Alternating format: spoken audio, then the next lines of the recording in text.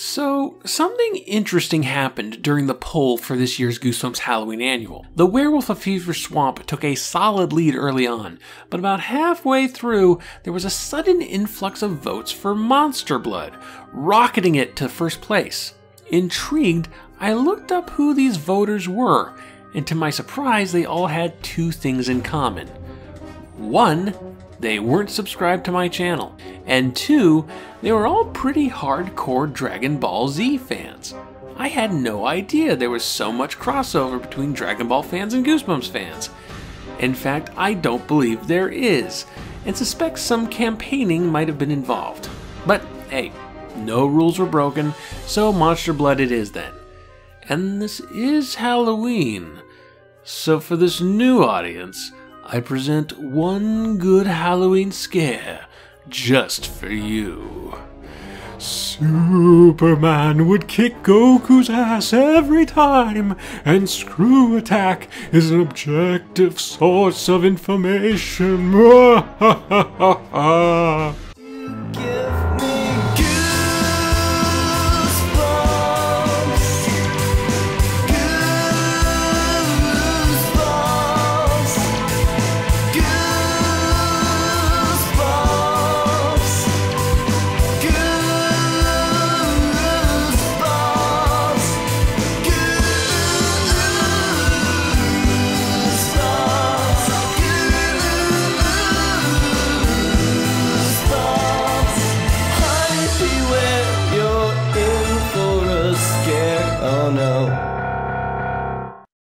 As someone that didn't read many Goosebumps books as a kid, I've always found the Monster Blood franchise fascinating.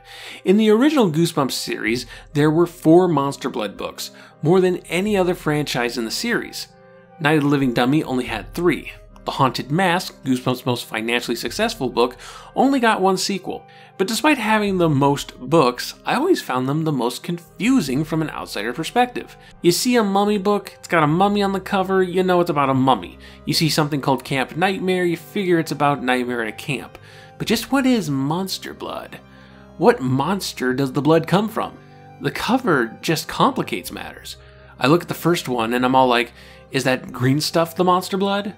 Why is it all over the place? Did they kill the monster on those stairs? Whose glasses are those? Did they belong to the monster? Did someone dissolve into this green goo? But then I see the cover of Monster Blood 2 and I'm like, wait, this is about a giant hamster now? Is the giant hamster the monster the blood comes from? Is it wounded? Is that why the monster blood is flowing off the desk? And then Monster Blood 3 came out. Wait, a giant kid? Have these books all been about giant things? What's Monster Blood got to do with giant things? Does it make things giant?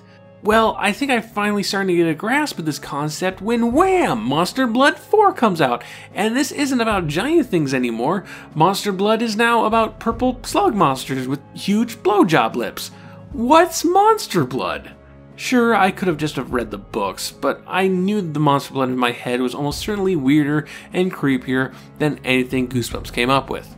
And having now read the first one, yeah, I was pretty much right. Let's explore Monster Blood together. Our book opens with 12-year-old Evan Ross and his mother arriving at the home of Evan's great-aunt, Catherine. Evan's father got some kind of job transfer, and now the parents are house hunting in Atlanta, Georgia. You might think there's no realistic reason they can't bring Evan along, but you haven't met Evan. I don't want to stay here. Please don't leave me here. Evan Ross tugged his mother's hand, trying to pull her away from the front stoop of the small gray-shingled house. Mrs. Ross turned to him, an impatient frown on her face. Evan, you're 12 years old. Don't act like an infant, she said, freeing her hand from his grasp. I hate when you say that, Evan exclaimed angrily, crossing his arms in front of his chest. Yeah, Evan is pretty much the worst. He's a whiny, entitled snot-nose who acts half his age, and no, this book isn't about him growing up and not being selfish or anything like that. This is the Evan we get through the entire book. Your sneaker is untied, his mother replied. So, Evan replied unhappily, I like 'em untied. I can only hope he likes to bike without a helmet and ride in the car without a seatbelt, because fuck this kid. So Evan and his old Cocker Spaniel named Trigger are being left with Catherine, who has been deaf for the last 20 years.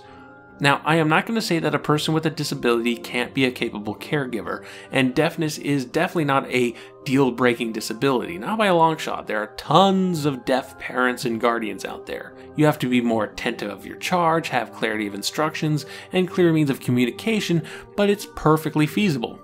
But then you learn that Catherine has refused to learn sign language or to read lips, and in the last 20 years she's been deaf. That should be some major red flags right there. That a woman unwilling to even try to adapt to her disability might not be the best babysitter for a kid who keeps his shoes untied out of spite. Actually, thinking on that, never mind, she's the perfect person to watch over this little shit. So they go to Catherine's house, and she's a weird lady, carrying around the bloody knife she was using to cut meat for dinner when they arrived. Weird stuff that makes good chapter-ending cliffhangers. Even though she can't hear anything, she's a very talkative woman, and starts prying into, well, Evan's sex life. Still holding his chin, she lowered her face to his. "You got a girlfriend?" she asked, her pale face right above his, so close he could smell her breath, which was sour. Evan took a step back, an embarrassed grin on his face. "No, not really." "Yes?" Catherine cried, bellowing in his ear. "Yes, I knew it!" She laughed heartily, turning her gaze to Evan's mother. "He likes the girls, huh?" Catherine repeated, still chuckling. "I could tell, just like his father. His father always liked the girls." She goes on like that. You seriously expect her to turn around and say, "Well, good thing he's not a faggot." So Mrs. Ross leaves her son with this deaf, irresponsible, probably homophobic woman, Trigger's placed in a little dog zone in the backyard, and Evan starts exploring the place. It's a dusty old house with a lot of dusty old books. Sighing again, he picked himself up and walked along the bookshelves, his eyes scanning the tiles. There were a lot of science books and textbooks he saw. Books on biology and astronomy, ancient Egypt, chemistry texts, and medical books, several shelves of dusty, yellowed books. Maybe Catherine's husband, Evan's great-uncle, had been some kind of scientist. Yeah, because there's no way Catherine could have been interested in science. She's a woman. Ain't that right, Tim Hunt? Damn tootin'. Then Evan opens a closet, and we have an honest-to-God spring-loaded cat scare like you'd see in a crappy slasher movie. This is Catherine's cat, Sarabeth, whom Catherine constantly calls evil, and why yes, that is foreshadowing. So with all of this established, Evan goes for a walk with Trigger to check out the neighborhood. He winds up running into a girl his age named Andrea, Andy for short, and she's dressed as, well, the 90s. She was wearing an oversized yellow t-shirt with black spandex leggings and bright yellow Nikes. "Quick! There's an open casting call for Wild and Crazy Kids. If we hurry, we might just make it." Andy and Evan hit it off pretty quickly thanks to a mutual love of annoying each other. Evan refuses to use her preferred nickname, Andy won't let Evan try out her bicycle, that sort of thing. The thing about Monster Blood is that every single character is the worst character in Monster Blood. Andy shows Evan around town, a dusty little place without much going for it besides a couple of stores, including 2 toy stores, which doesn't seem sustainable. I used to live in a town like this, a little out-of-the-way place called Orofino, Idaho, and any retail redundancies usually resulted in a quick death of one of them. Someone might open up a second video rental place, and one of the 2 would be out of business in 3 months. The only reason the 2 grocery stores there haven't run each other out of business is because they are as far away from each other as possible, basically cutting the town in half as to who shops where. But enough psychogeography. Andy leads Evan into one of these toy stores, a small novelty one that seems to sell a bunch of retro items from the 50s to the 70s, back when Barbie only had white friends and G.I. Joe was as big as your head. It's run by a cranky guy named Wagner, who's dismissive of the 2 kids, because when your store is a novelty toy store directly competing with a more mainstream toy shop, alienating what customers you have is the best business strategy. That's when Evan finds it, a can of Monster Blood. Ah, so Monster Blood is an old toy. It's actually not the blood of a monster.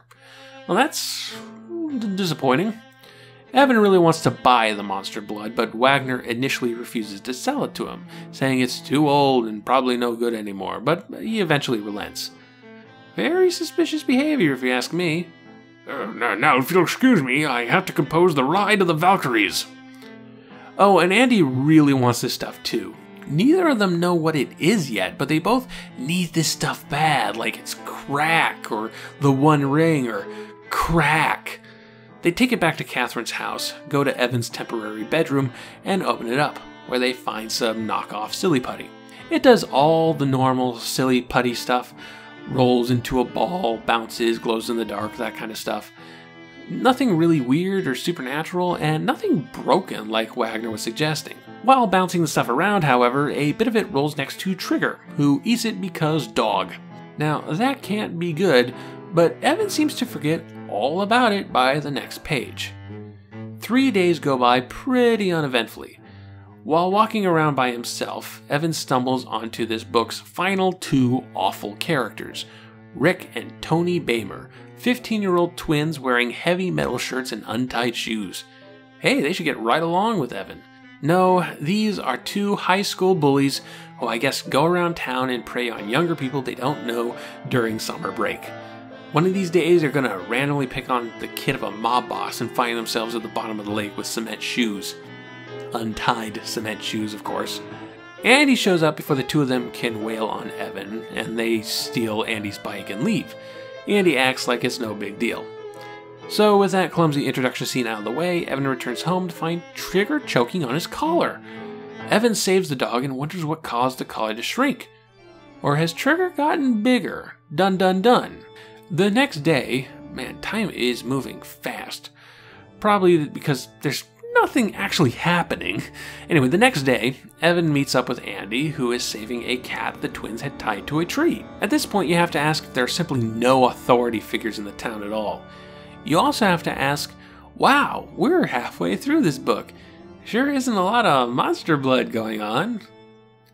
Can't believe those 2 creeps, she said, shaking her head. Maybe we should call the police or the ASPCA or something, Evan suggested. Ah, yes, the ASPCA. Just rolls off the tongue, doesn't it? So Evan and Andy return to Catherine's house. That's really all this book is, going to and leaving Catherine's house, where they find the monster blood is flowing out of the can. It's like there's more monster blood than when they started. So, it's growing. It's a growing blob monster. That's monster blood. It's not the blood of anything, it's just an out-of-control toy. Ah, such a ripoff. I want my money back. The kids don't think much of it, they just play with it a while until Andy notices that Trigger has nearly doubled in size. Hey, who wants a dream sequence? Trigger is big, chases the twins. Evan follows the monster dog through town.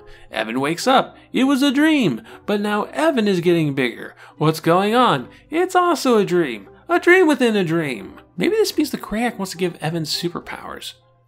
Unlike this dream within a dream stuff in that Animorphs book, this is just a bit of filler to pad out 2 chapters. This book is paced like a busted car. It goes nowhere for pages, we get a paragraph where something important happens, and then we go right back to nothing happening. Well, the kids finally do something sensible and bring Trigger to a veterinarian. He doesn't seem too worried. Sure, your tiny dog is now the size of a Shetland pony. You must be feeding him a lot of kibble or something. To his credit, the vet does take some blood to examine, but that doesn't go anywhere. Oh, and he doesn't charge the kids for his service because nobody likes to make money in this town. On the way back home, Evan runs into the twins again, but Trigger starts to act aggressively at them, growling. You could say he's giving the twins a trigger warning, huh? Sorry. Trigger chases them around for a bit, just like Evan's nightmare, which would seem to suggest it was some kind of premonition, but nah, it's just lazy writing. The next segment of the book deals with the ever-growing monster blood, and by deal with it, I just mean move it from one container to a slightly bigger container. The original can, to a coffee can, to a bucket. Neither of the kids have the foresight to put this stuff in a very large container where it'll have room to grow for a while. By the way, this is the point where they remember Trigger ate some of that stuff and finally realize that's probably why he's growing. A whole 50 pages after the 7-year-old reading this book figured it out. Oh, and the twins show up again. And this happens. One of the Bamers grabbed the bucket from Evan's hand and tossed it to the ground. The bucket hit with a heavy thud, and its thick green contents oozed onto the grass, making disgusting sucking sounds. "Hey!" Evan cried, breaking the tense silence. He didn't have a chance to say more. The other twin punched him hard in the stomach. Evan felt the pain radiate through his body. The punch took his breath away. He gasped for air. He didn't see the next punch. It landed on his cheek just below his right eye. He howled in pain, and his hands flailed in the air helplessly. Both brothers were hitting him now, but then one of them gave Evan's shoulders a hard shove, and he went sprawling onto the cool, damp grass. The pain swept over him, blanketing him, followed by a wave of nausea. He closed his eyes, gasping noisily, waiting for the sharp ache in his stomach to fade. Wow. On one hand, this sudden burst of real violence feels very, very out of place in the world of Goosebumps. This is a book about evil Nickelodeon gag. This isn't the Chocolate War. On the other hand, it is pretty satisfying to see the little snot-nose take some street justice. We get back to the put the monster blood in a new container show, eventually leading to Evan pouring the stuff into an old bathtub in Catherine's basement, Evan almost getting sucked into the stuff himself.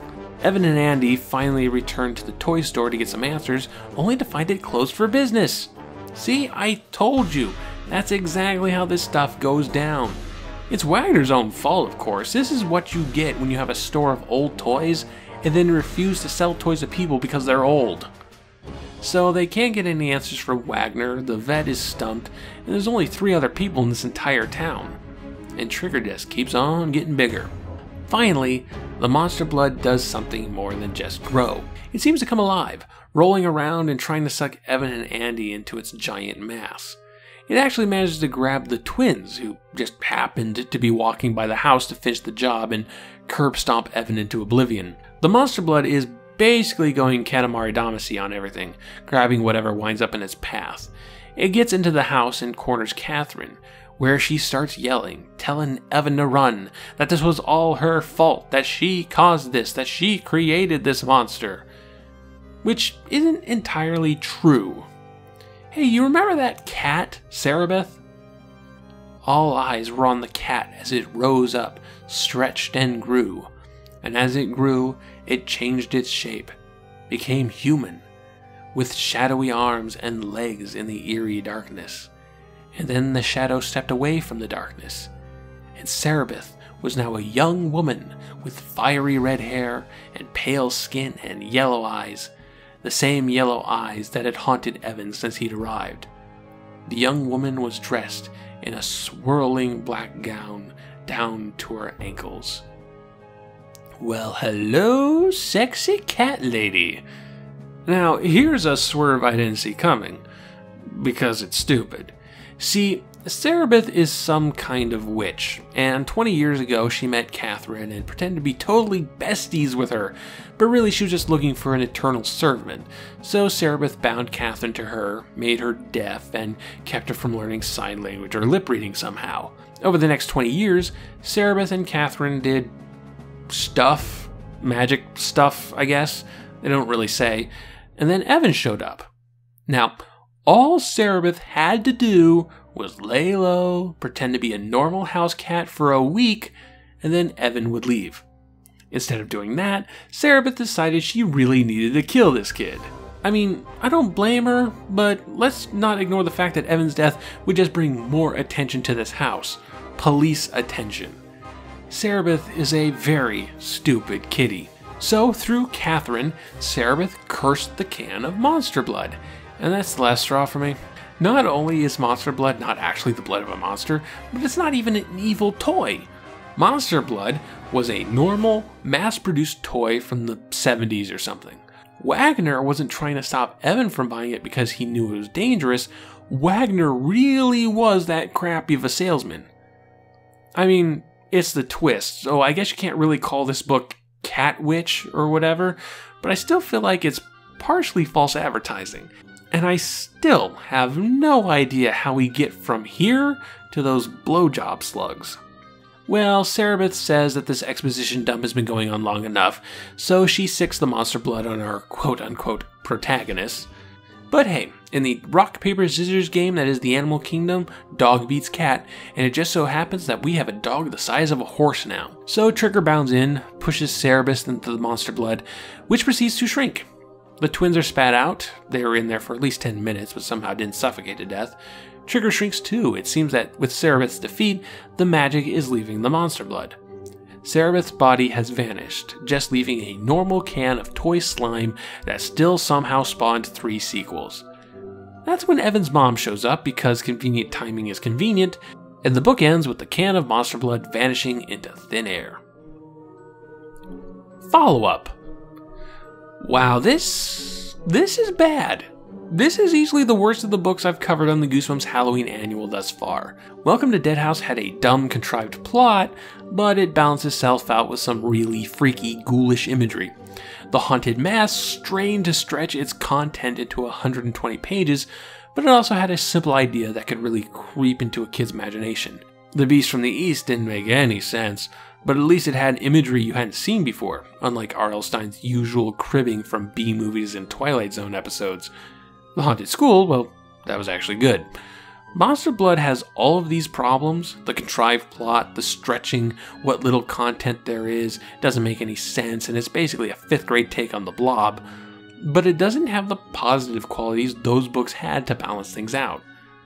On top of that, we have a cast of truly unlikable characters and a concept that hemorrhages promise as the story progresses. This is a book about a monster's blood. No, wait, this is a book about an evil toy. No, wait, this is a book about a last-minute villain cursing a perfectly normal toy because she can't wait a week for things to blow over. It could have been any toy. This book could have been called Monster Slinky or Rubik's Cube of Death. It doesn't matter because the monster's blood doesn't matter. And I hate reading books that spend a lot of time on things that don't matter. This whole thing really needs a do-over. Condense this into a 40-page short story, get rid of the Cat Witch, give the monster blood a decent origin, and make Evan act his age, and you might have something going here. Might. I give Monster Blood a Dragon Ball Evolution out of 10.